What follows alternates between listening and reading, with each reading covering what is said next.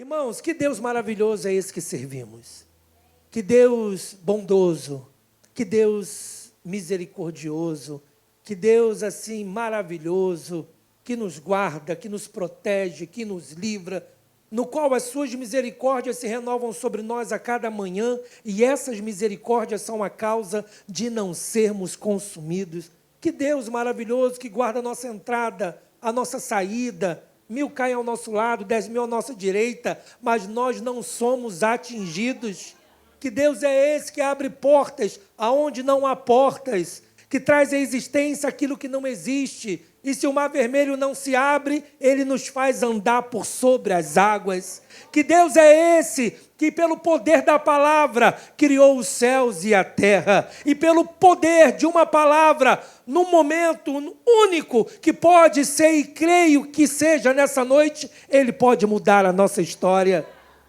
Que Deus é esse maravilhoso, que enviou o seu único filho para morrer por mim, por você. Que não somos merecedores de nada, mas ele foi atrás de nós e nos retirou do império das trevas e nos transportou para o reino do Filho do seu amor. Esse amor nos constrange, porque não merecemos, mas a graça dele nos basta. Ah, pastor, mas eu sou bonzinho, irmãos. A própria Bíblia diz que não há ninguém bom debaixo dos céus. Todos nós carecemos da salvação. Então, antes de começar a ministração, quero te dizer e relembrar que servimos a um Deus maravilhoso, bondoso, que conhece tudo e que está no controle de tudo. Você crê nisso? Você crê nisso, igreja? Então, dê uma salva de palmas ao Senhor. Mais forte a salva de palmas ao nosso Deus. Queridos, nós acabamos de ler um salmo, que é um dos salmos. Na verdade, eu gosto muito de ler salmos. Os salmos, assim, é algo assim espetacular. E esse é um salmo que dá para poder a gente pregar, fazer vigília, pregar, porque é um salmo tão assim profundo. É um salmo que demonstra a onisciência de Deus, a onipotência de Deus, a soberania de Deus, que mostra que Ele está no controle, que mostra que Ele conhece o nosso assentar, o nosso levantar, o nosso deitar, o nosso andar. Ele conhece tudo, qualquer palavra, antes que chegue em nossos lábios, Ele já conhece. Aqui no versículo 16, que não é o tema nessa noite, fala que os olhos dele nos viram a substância informe, sem forma, no ventre da nossa mãe. E que lá no ventre, ele já escreveu, quando ainda estávamos no ventre da nossa mãe, ele já escreveu todos os nossos dias e determinou cada um dos nossos dias. Ele já fez um projeto, ele já fez um plano. Isso é maravilhoso. É claro que ele nos deu livre-arbítrio. Somos nós que decidimos nos submeter a esse plano ou não. Mas nessa noite, como nós lemos aqui no versículo 7, nós verificamos o salmista falando: para onde me ausentarei do teu espírito? Para onde fugirei da tua face? É claro que cada um aqui de nós, irmãos, temos desafios, temos gigantes, leões, ursos, gigantes externos, gigantes internos. Às vezes acordamos bem, às vezes acordamos mal. Sim ou não? Temos desafios, temos uma semana toda pela frente, mas uma coisa que eu posso dizer para você e te afirmar, biblicamente falando: emocionalmente eu e você mudamos, mas em Deus não há sombra de variação. Ele é o mesmo ontem, hoje e sempre será o mesmo. O que isso quer dizer? Que Ele nos ama. Então esse amor é um amor incondicional. Ele vai continuar te amando amanhã, se você estiver bem, vai continuar te amando amanhã se você estiver mal, Ele vai continuar te amando, porque esse amor é incondicional. Mas nós vivemos numa geração onde a maioria das pessoas, e até mesmo nós, que estamos firmes quem está firme em Jesus aí, diga amém. Amém. Tem gente com a boca fechada. Quem está firme como as muralhas de Jericó, diga amém. Amém. Ah, tá, irmão. Parabéns para você. Você está faltando MTL, né, irmão? Ah, você está firme como as muralhas de Jericó. Parabéns.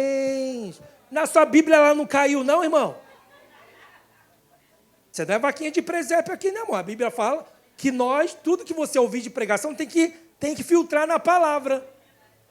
Que vergonha. Pastor Wellington, aqui não tem MTL? Gente, o povo está firme como a muralha de Jericó. Está repreendido. Quem está firme em Jesus, diga amém. Oh, glória. Quando nós passamos por dificuldades e pressões, dificuldades que excedem a nossa estrutura, muitas das vezes, apesar que a Bíblia fala que nós não passaremos por nada que não possamos suportar. Qual é a primeira coisa que o ser humano tenta fazer, irmãos? Olha para cá, por favor. Qual é a primeira coisa que o ser humano tenta fazer? Quando ele passa por pressões. Eu vi você falando aí. A Gabi, eu li os lábios. Fugir. A gente não tenta, normalmente, não tenta fugir. Porque quem gosta de problema, irmão? Quem gosta de passar, de estar na moenda de Deus, ou estar dentro de uma panela de pressão, ou enfrentar os gigantes internos ou externos? Ninguém gosta. A tendência do ser humano... Você está tirando foto? Pega uma desse lado, que é meu perfil melhor, que parece mais a careca aqui. Escuta só. Não, eu estou brincando, eu lembrei da minha esposa. Mulher é assim, você sabe disso? Ela tem o lado melhor na foto. Pode ir tirar foto, apaixonada. Calma aí, esse aqui, como ela fala? Esse não é o meu... Hã? Esse aqui não é o meu perfil melhor, um negócio assim. Então eu falei, meu Deus do céu. Me ajuda, irmão, me ajuda, tá? Então vamos lá. O ser humano tenta fugir. Agora ouça-me com atenção. Vivemos numa geração onde muitos fogem o quê? Da responsabilidade. Fogem da responsabilidade. Estou falando externo e interno. Hoje o povo daí, 14, 15, 16, 17 anos, pela fé, né? Porque tem menos na idade. Quer os prazeres da vida de casado, mas não quer a responsabilidade de casado. Tem gente que casa para poder fugir do pecado, ok, mas não se responsabiliza pela casa. Continua jogando videogame e soltando pipa. Nada contra videogame e soltar pipa, mas o cara amarado agora, ele é um homem casado. Amém, igreja? Tem gente dentro das igrejas, aqui não acontece isso, está gravando, né, irmão? Mas de vez em quando acontece lá no campinho. E o que acontece? Pessoas que fogem, sabem que Deus chamou, sabem que Deus está capacitando, já tem a palavra de ordem e tenta fugir do chamado. Tenta fugir do centro da vontade de Deus. Na hora que Deus aperta, tenta fugir. Na hora que Deus quer ajustar, alinhar, corrigir, tenta fugir. Vivemos uma geração que foge da responsabilidade, que tenta fugir da dor. Ninguém gosta de sentir dor, irmão. Então, ninguém gosta, tenta fugir da dor. Tem gente que foge da culpa. Tem gente que foge de Deus. Mas Davi nos faz uma pergunta que ecoa até hoje. Para onde me ausentarei do teu espírito? Para onde fugirei da tua face? Para onde? Para onde? É bem verdade, irmãos, escute-me com atenção. É bem verdade que Deus nos deu livre-arbítrio. Mas seja sábio na única vida que você tem, porque a gente só vive uma vez. Depois da morte vem aguardar o juízo de Deus. Viva essa única vida dentro do livre-arbítrio que Deus nos concedeu para viver os planos dele. Quem aqui, quando era criança ou mais novo, antigamente, como posso dizer, a infância foi bem melhor, né, irmãos, do que hoje. Hoje, muitas das vezes, a infância, a adolescência é enfurnado dentro de quarto no celular.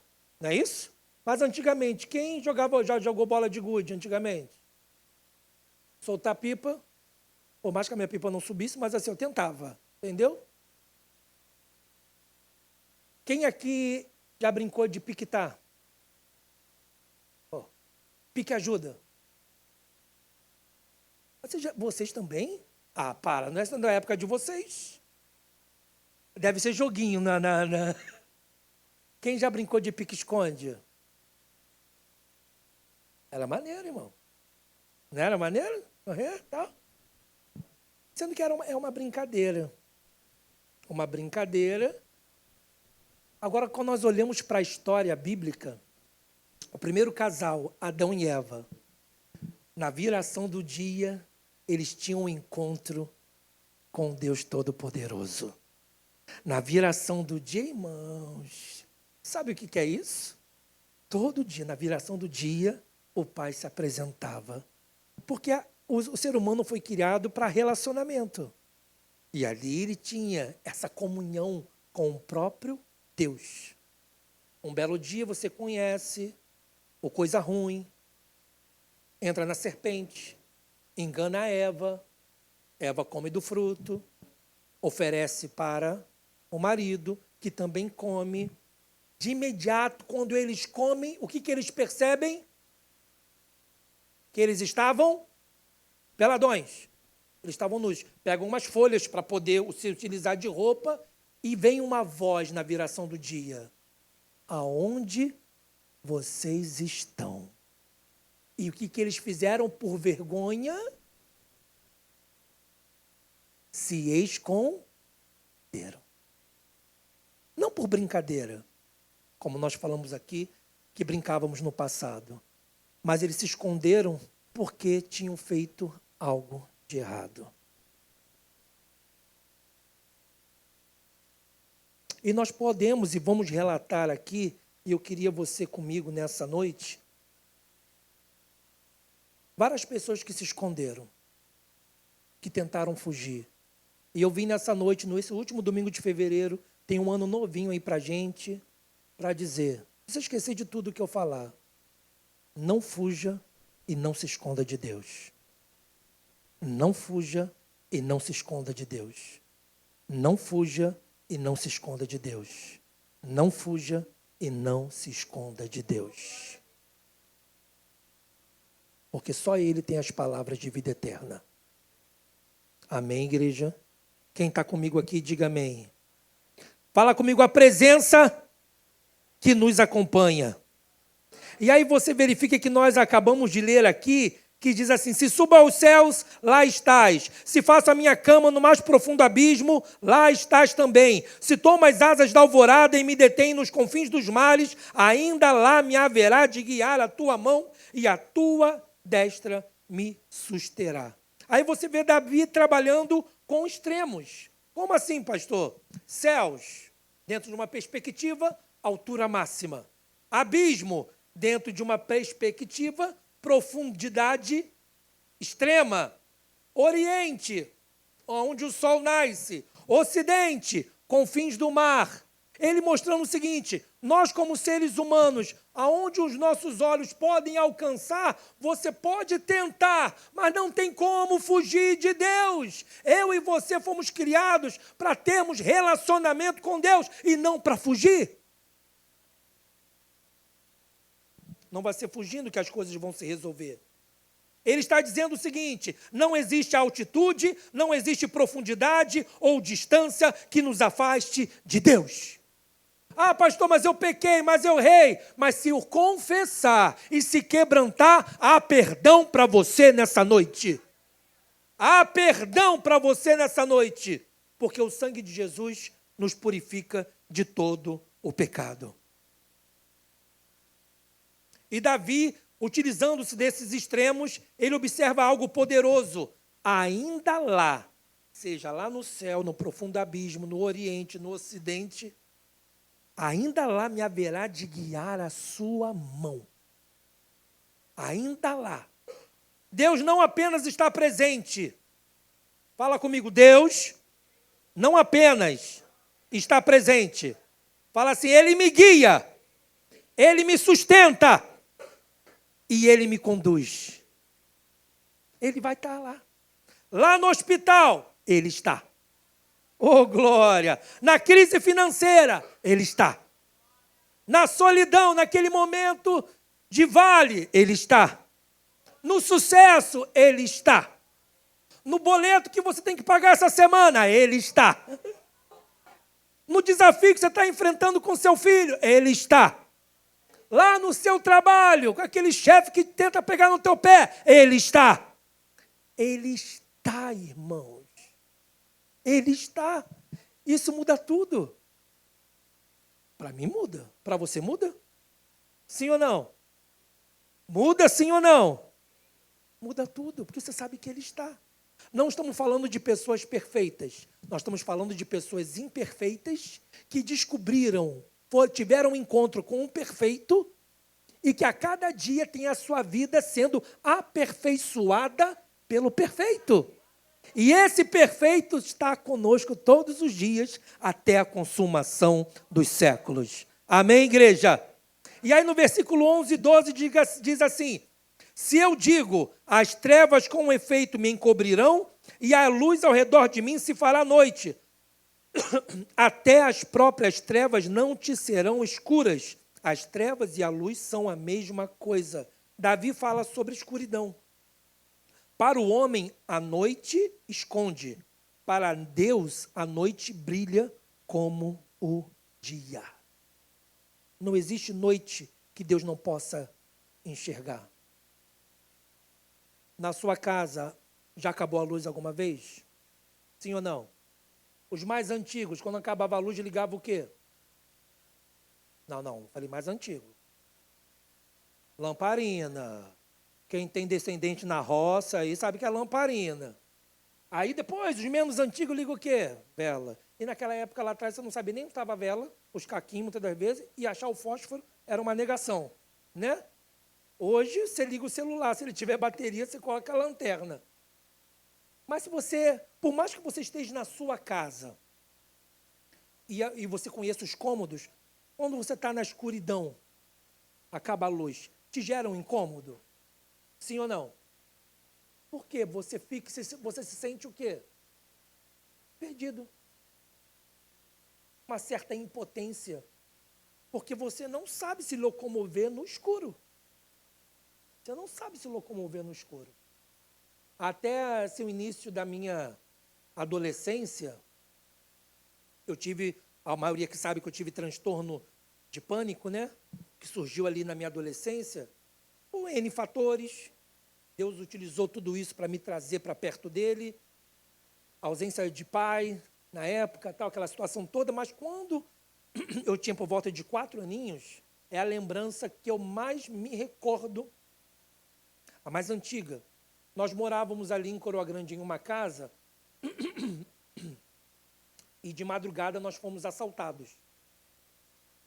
Os ladrões entraram, cortaram a luz e ficou tudo escuro. Imagina uma criança de 4 anos. E além disso, isso eu guardei na memória, tinha um banheiro lá nos fundos, eles tacaram fogo no banheiro dos fundos. Então, estava tudo escuro e fogo. Então, até a minha adolescência, para eu dormir, tem gente que gosta de dormir no breu total. Quem gosta de dormir no breu total? Agora, tem gente que gosta que tenha uma frestazinha de luz lá virando a esquina. Quem é assim? Uma luzinha acesa, uma frestazinha. Eu fui curado quando eu vim para Jesus. Porque a escuridão me remetia àquele momento. Mas hoje, na vida adulta, na nossa vida, independente das experiências negativas, quantos momentos nós já passamos por alguma escuridão? Quantos momentos você já passou chorando no seu quarto? Que ninguém viu, mas Ele viu. Quantas vezes nós passamos por angústias que é uma escuridão, você não consegue enxergar um palmo à sua frente. Você não consegue. Mas deixa eu te dizer, talvez você esteja vivendo isso hoje. Para Deus, luz e escuridão são a mesma coisa. Nessa escuridão, Ele brilha. Ele é a própria luz. Pastor, o que eu preciso fazer? Erguer as suas mãos e dizer: Filho de Davi, tem misericórdia de mim. Filho de Davi. E Ele vai te direcionar.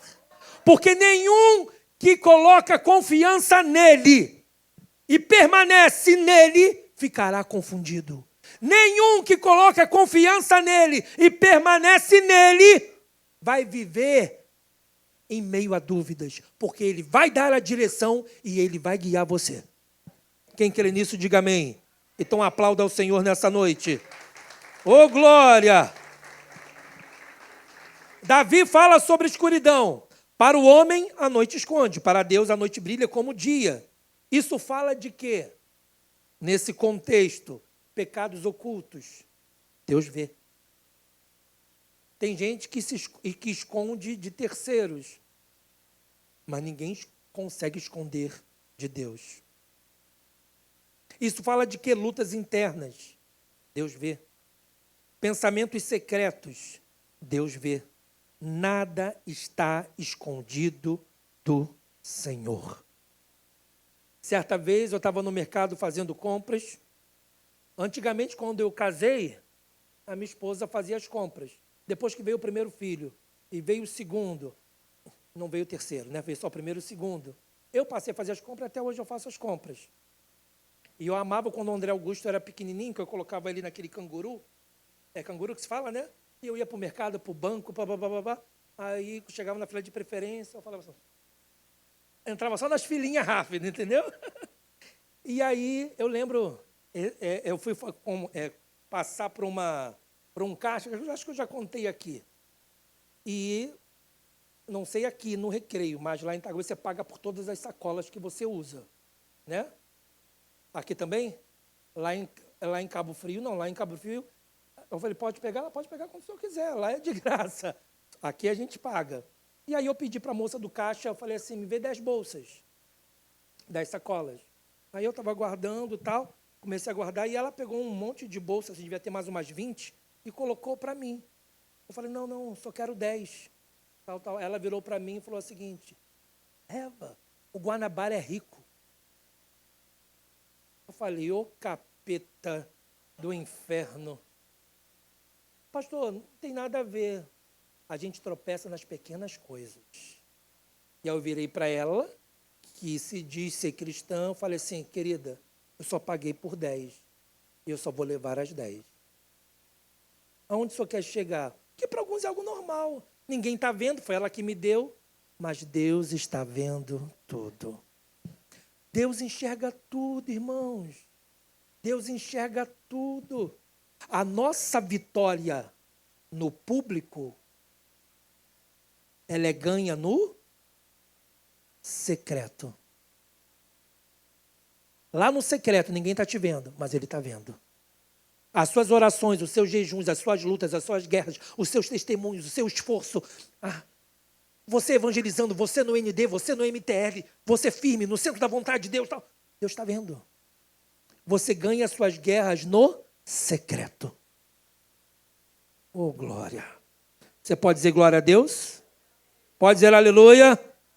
Oh, glória. Nada está escondido do Senhor. Isso consola o justo e confronta aquele que quer viver no erro. Eu e você podemos e conseguimos apagar a luz do quarto. Sim ou não? Mas ninguém pode apagar a luz dos olhos de Deus. E aí no último versículo que lemos, pois tu formaste o meu interior, tu me teceste no seio de minha mãe.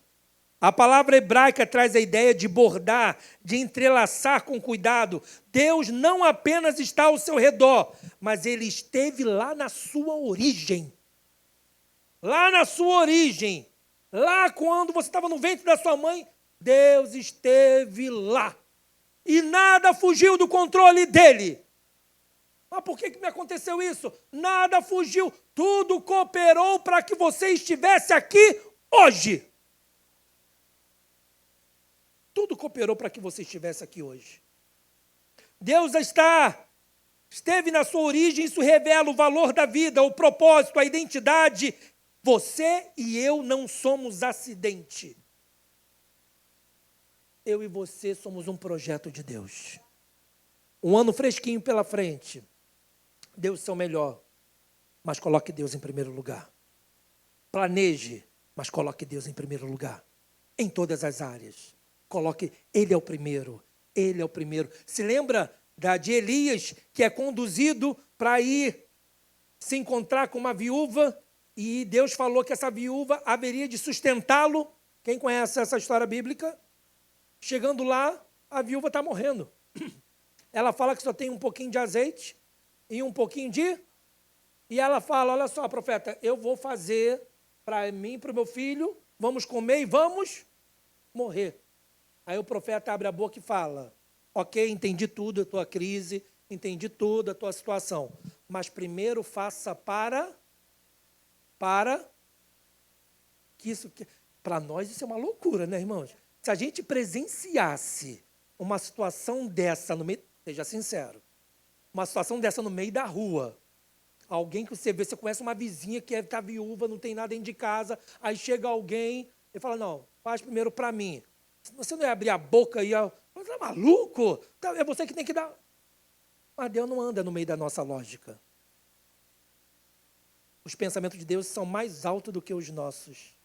Quando ele fala, primeiro faça para mim, é Deus falando, tira os teus olhos da crise e põe os teus olhos em mim.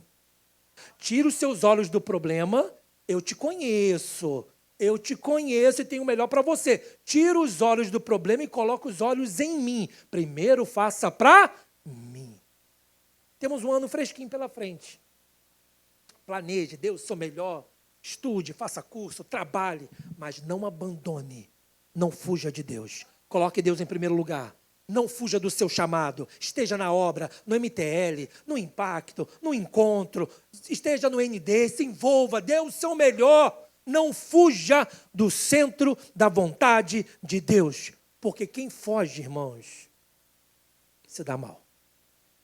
Quem está entendendo, diga amém. Quem está entendendo, diga glória a Deus. Quem está firme em Jesus, diga amém. Quem está firme como as muralhas, diga amém.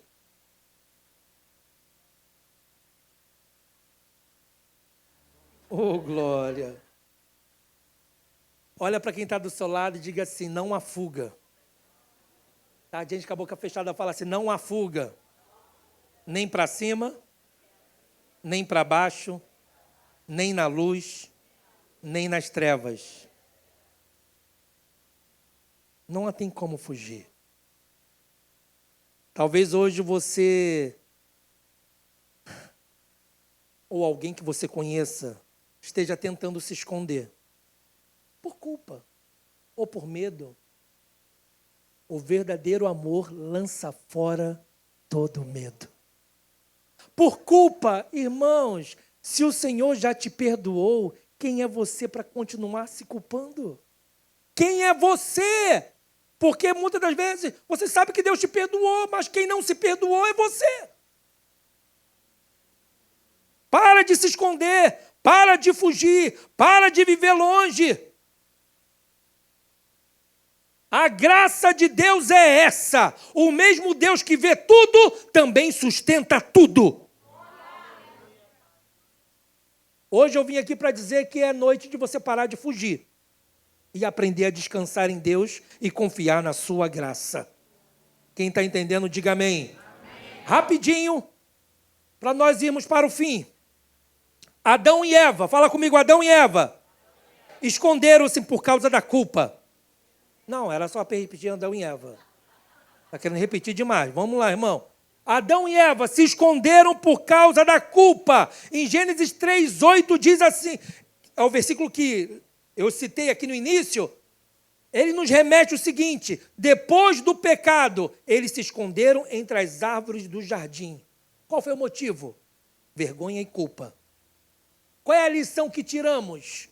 O pecado produz afastamento, mas Deus vem ao nosso encontro. Eles tinham acabado de pecar. Adão, onde tu estás? Adão, onde você está? Eles pecaram, eles que se afastaram. Mas Deus sempre vem ao nosso encontro. Na viração do dia, Ele vem ao encontro. E Deus está perguntando, onde você está? Onde você está? Aonde você está? Eu te perdoo. Você tem consciência do teu pecado? Há perdão para você. Eu quero continuar tendo comunhão com você. Lembra de Caim? A história está em Gênesis 4. Após matar Abel, o texto diz que Caim retirou-se da presença do Senhor. Ele fugiu da presença de Deus.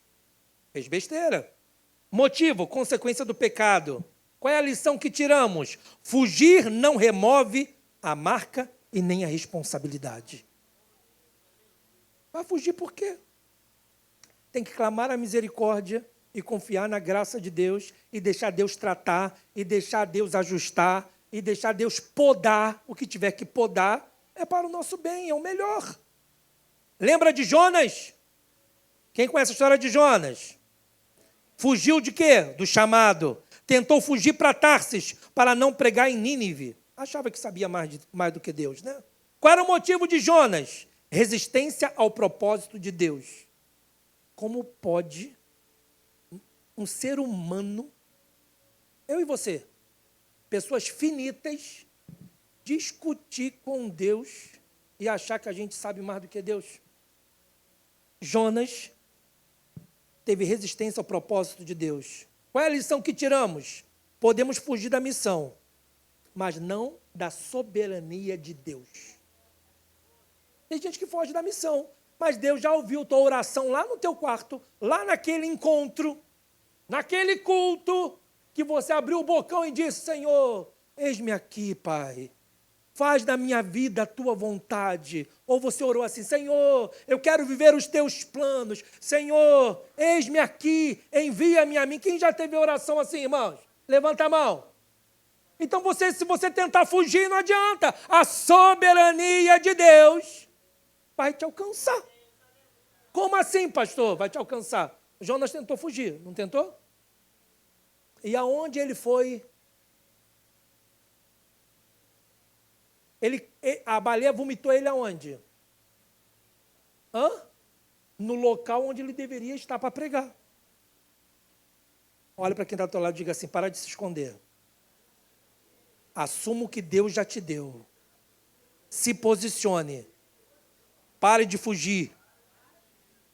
Lembra de Moisés? Já estou terminando, irmãos. Lembra de Moisés? Moisés fugiu por quê? Por medo. Após matar um egípcio, fugiu para Midian. Qual foi o motivo? Medo da punição. Mas Deus é poderoso em transformar fugitivos em libertadores. Oh, glória! Lembra de Elias? Enfrentou muitos profetas, os profetas de Baal. Ele fugiu da pressão e da ameaça. Após enfrentar os profetas de Baal, fugiu de quem? Jezabel. Irmão, aquela mulher encapetada. Encapetada, ele fugiu dela. Fugiu. Olha para o teu lado e vê se tem alguma Jezabel. Estou brincando.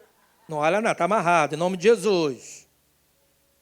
Mas por que ele fugiu? Fala comigo: esgotamento. Está fraco? Esgotamento emocional.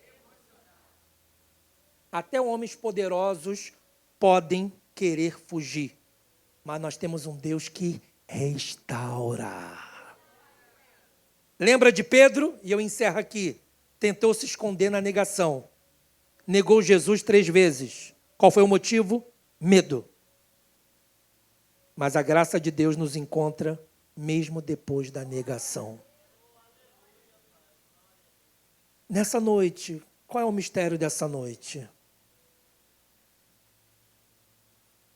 Para onde me ausentarei do teu espírito? Para onde fugirei da tua face? Se subo aos céus, lá estás. Se faço a minha cama no mais profundo abismo, lá estás também. Se tomo as asas da alvorada e me detenho nos confins dos mares, ainda lá me haverá de guiar a tua mão e a tua destra me sustentará. Você e eu temos um Pai que nos conhece, que tem o melhor. Se submeta, confie, faça a sua parte. Se lance nos braços dele e não fuja. Deus vai colocar nesse ano nas suas mãos situações novas na área financeira, na área espiritual, na área familiar. Não fuja. Não fuja. E em tudo, coloque Ele em primeiro lugar. Em tudo, irmãos. Se algo vier para você que tente tirar Ele do primeiro lugar, rejeite, porque não vem dos céus. Se é do céu, Ele vai continuar sendo o primeiro. Amém, igreja? Ah, pastor, mas o que está vindo é maior do que eu. Mas, pastor, o que está vindo eu não tenho recurso. Mas, pastor... Irmãos, você acha que o que Deus dá, a missão, o direcionamento, está na nossa altura? Claro que não. Está nas nossas condições? É claro que não.